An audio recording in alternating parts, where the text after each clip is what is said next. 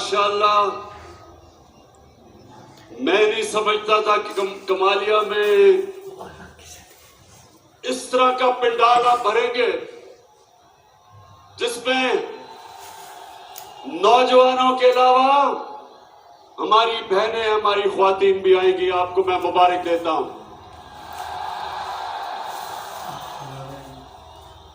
मैं अपने सारे मेंबर पार्लियामेंट, प्रोविंशियल और नेशनल असेंबली के, मैं अपने चीफ मिनिस्टर उस्मान बुज़दार आपको, गवर्नर साहब, चौधरी सरवर आपको और मेरे जितने भी मोअज़्ज़ज़ मेहमान हैं, मैं सबको आज मुबारक देता हूं इस बड़े बड़े बड़े जलसे पे।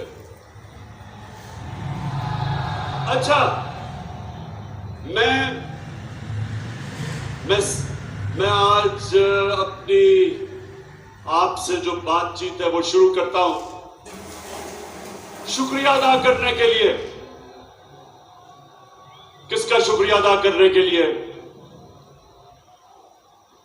सबसे पहले आसिफ ज़रदारी, आपका शुक्रिया।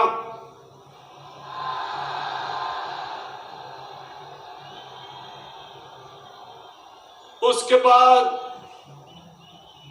जिसकी कीमत नीचे आ गई है डीजल, उसका शुक्रिया।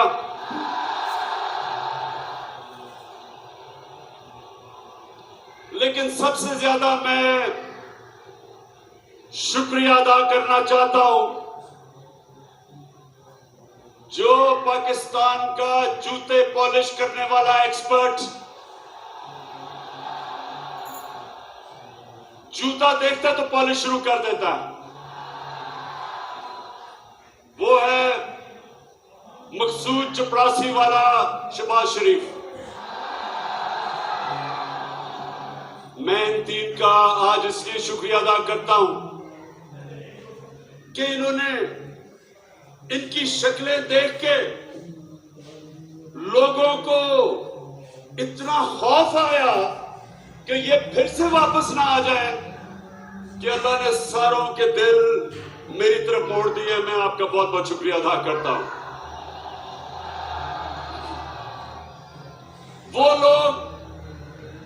वो लोग हमारी पार्टी में जो 10 साल से सो गए थे, वो लोग जो तहरीक इंसाफ से दूर हो गए थे, वो ये थ्री स्टूडेंट्स की शक्लें देख के सब वापस आ गए। बहुत बहुत शुक्रिया आपका।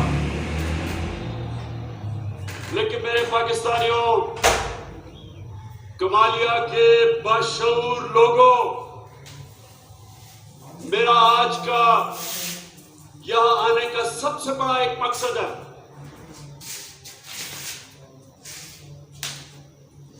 मैंने नौजवानों, आप जरा मेरी बात गौर से आपने सुन ली कि मेरी जितनी उम्र है सारी दुनिया फिरा हूं मैं। कोई दुनिया का शायद ये मुल्क है जो मैं नहीं देखा। बरतानिया का जो सारा निजाम, उनकी जमहूरियत, उनका सारा एडमिनिस्ट्रेटिव सिस्टम, उस कौम का किरदार मैंने बड़े गौर से अंदर से देखा। शायद ही पाकिस्तान में, बल्कि कोई पाकिस्तान में सियासत नहीं, सियासतदान है ही नहीं ऐसा जो इतना, जिसका गौर से और अंदरूनी मुताला बरतानिया के सिस्टम का जो मेरा है। तो मैं जो आपको नौजवानों, क्योंकि नौजवान आप इस मुल्क का मुस्तकबिल है, तो जो मैं आपको पैगाम देना चाहता हूं वो ये कि जब तक एक कौम अच्छे की और बुरे की तमीज नहीं करती, वो कौम मर जाती है। मौलाना रूबी से किसी ने पूछा कि मौलाना साहब एक कौम कैसे मरती है, तो मौलाना रूमी ने कहा कि दो दरख्तों की मिसाल दी। एक बहुत खूबसूरत दरख्त खुशबूदार और एक बड़ा बदसूरत दरख्त।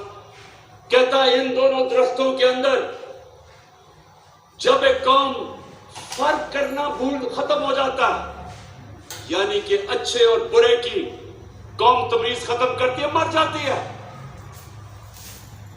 जो वो माशरा मैंने अंदर से देखा है, नौजवानों, जो माशरा मैंने देखा, अल्लाह का हुक्म है कुरान में, बार बार अल्लाह ने हुक्म दिया कुरान में, अमर बिल मारूफ। उसका हुक्म यह है कौम को, हुकूमत को नहीं। हुकूमत को उसने कहा कि कानून की बालादस्ती कायम करो, इंसाफ दो,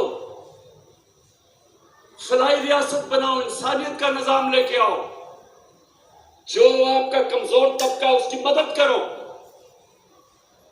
लेकिन अवाम को अल्लाह ने हुक्म दिया है कि तुम अच्छाई के साथ खड़े हो और बुराई के खिलाफ जहाद लड़ो। अल्लाह ने इंसानों को ये सुने नौजवानों, जब आप अच्छाई देखते हैं, बुराई देखते हैं माशरे में,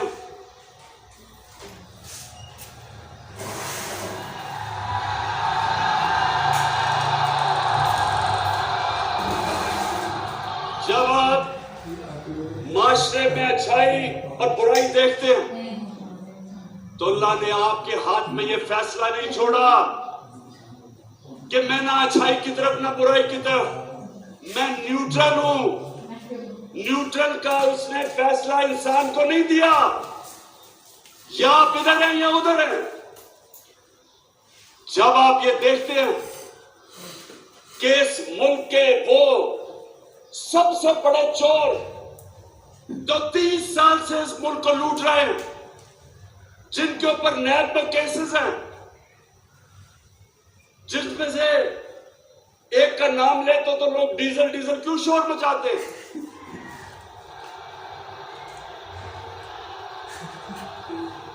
लोग इसलिए शोर मचाते हैं कि सियासत करते हो इस्लाम के नाम पे और अपना जमीर बेचते हो डीजल के परमिट के ऊपर।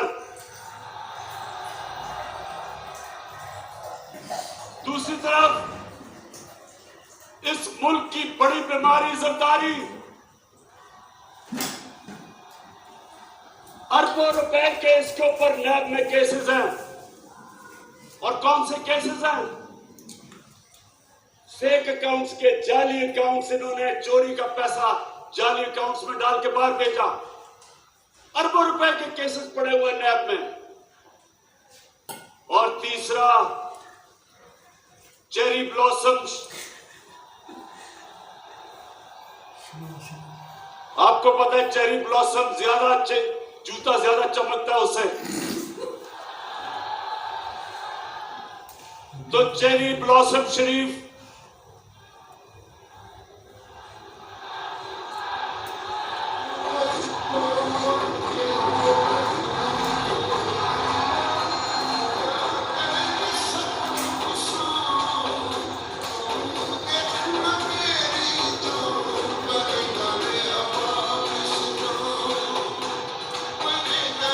तो नौजवानों, अब शहबाज शरीफ का सुन लो।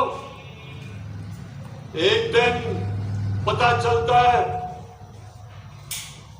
कि इसका चपड़ासी, जिसका नाम मकसूद था, उसके बैंक में सिर्फ 375 करोड़ रुपया आ जाता है और सारे नौकरों के बैंकों में 1600 करोड़ रुपया आ जाता है। अब इसका केस लगा हुआ है, इसके केस का फैसला होना है। अभी तक बचता रहा है। कभी कमर में दर्द हो जाती है, कभी वकील नहीं आता, कभी जज को टाइम ले लेता है। इसको भी पता है कि इसका टाइम आने वाला है। इसको पता है कि अगर ये इमरान खान और थोड़ी देर चल गया तो शहबाज शरीफ ने जेल में जाना है। और फिर एक चौथा फनकार है। चौथा फनकार वो है, कौन है वो चौथा फनकार?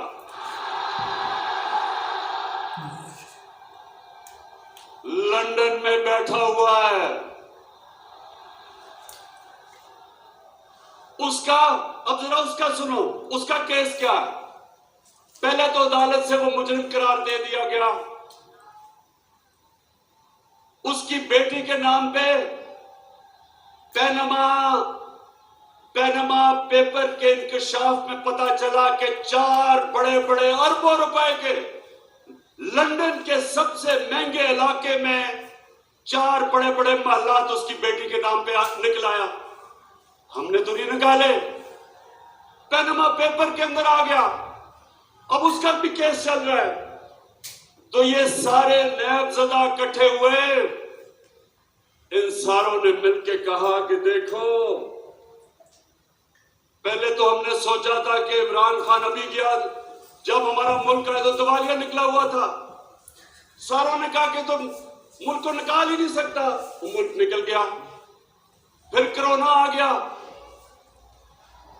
जब कोरोना आया,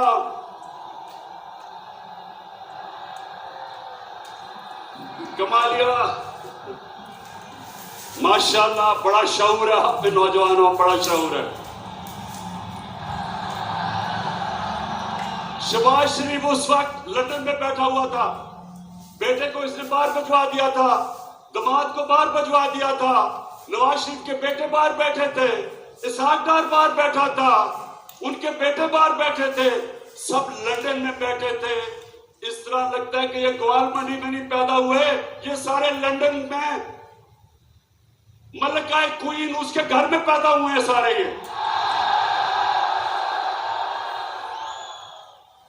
इसहाक डार माशाल्लाह बड़े मेहनत कश थे। उनके वालिद साइकिलों की दुकान थी।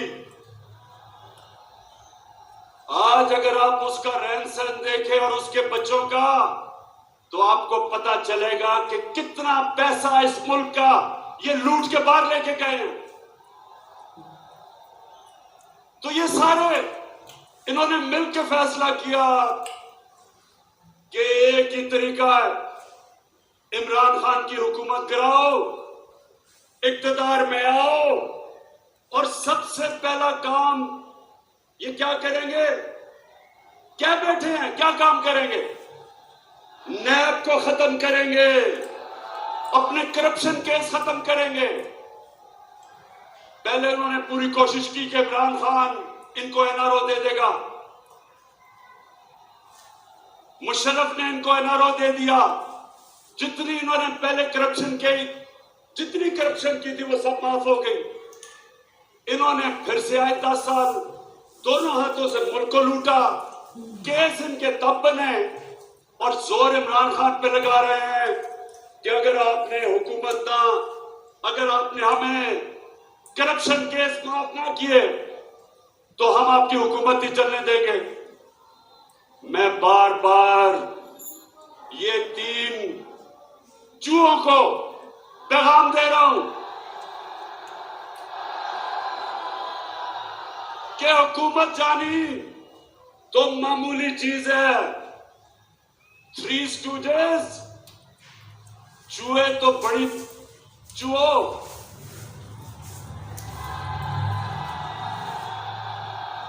हुकूमत जानी तो मामूली चीज है। मेरी जान भी चली जाए तुम्हें मैं कभी नहीं छोड़ूंगा।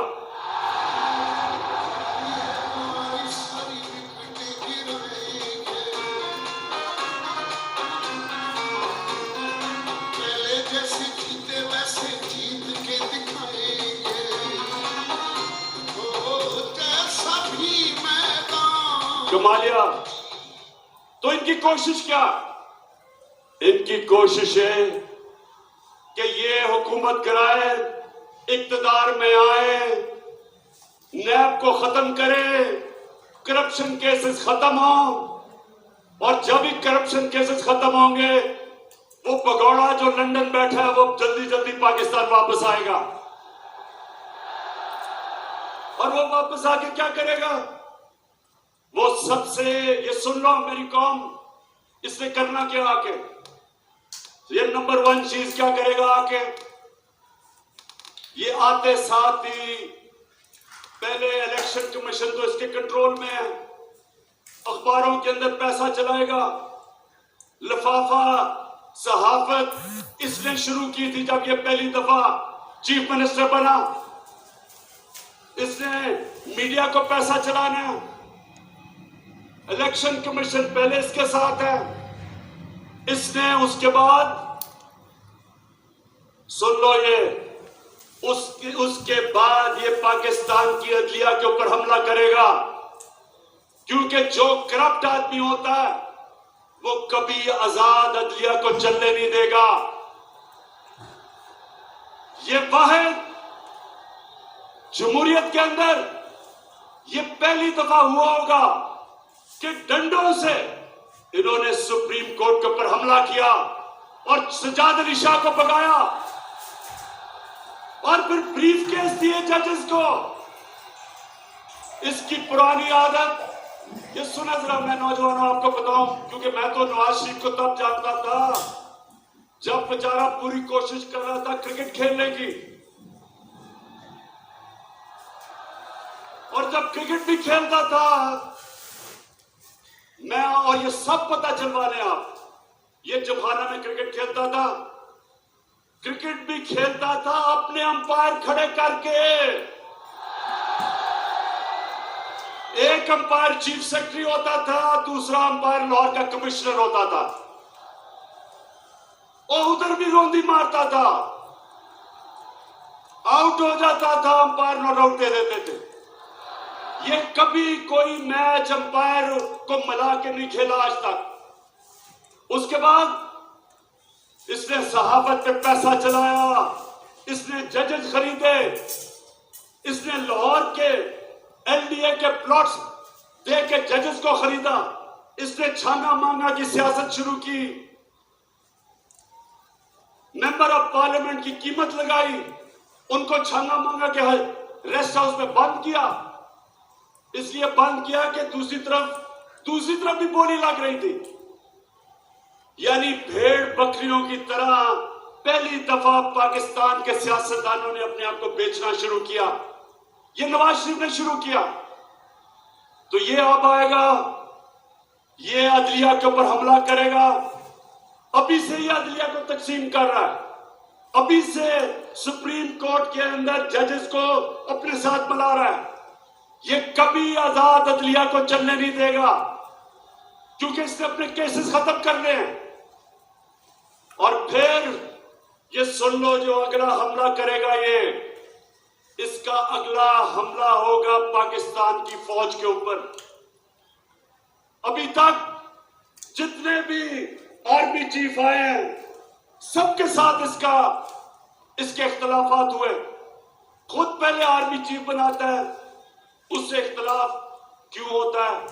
अब मुझे बताओ नौजवानों, क्यों इसका आर्मी चीफ के साथ इख्तलाफ होते हैं? इसलिए कि आर्मी के पास जो एजेंसीज हैं, उनको सबसे पहले पता चल जाता है इसकी चोरी का, और ये कंट्रोल करना चाहता है। बाकी इदारे कंट्रोल कर चुका होता है, फौज से इसको डर होता है, फिर इसकी पूरी कोशिश होती है फौज को कंट्रोल करने की। फिर इसका इख्तलाफ होते हैं आर्मी के चीफ के साथ, और फिर ये छुप छुप के पिछले दौर में नरेंद्र मोदी से मिल रहा था। बरकत तो अपनी किताब में